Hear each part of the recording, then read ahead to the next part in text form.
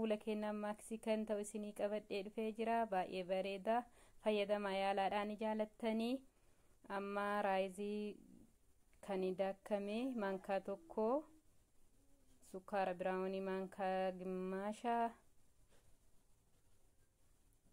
damma maankaa tokkotti godhadha. Dammi baay'ee gaariidha, fuula keenyaa fi baay'ee bayeessaadha.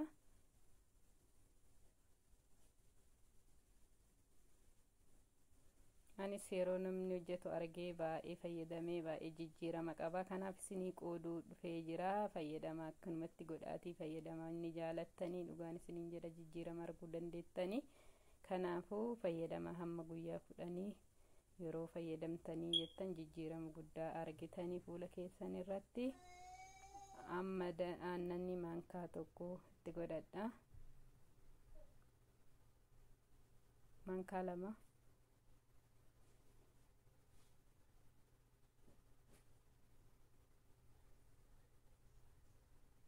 Sirriitti waliin geenna, amma sirrii waliin dhoofna.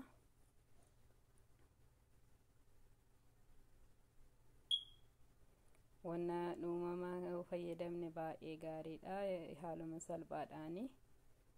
Paappaayaan baay'ee gaariidha. Kireemiin isaallee isinii yeroo biraa isinii fidee dhufa. Kireemiin isaallee maadatii warra qabuu fi baay'ee bareedaadha.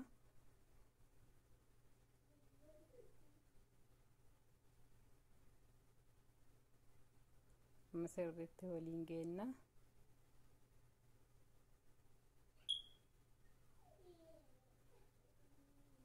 Bareeda isaa ta'ee jira.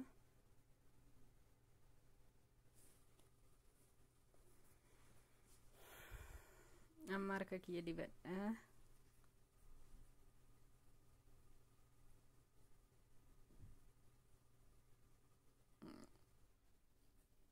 Baay'ee bareeda, dhugaan isiniin jedha, fayyadamaadha, baay'ee gaariidha.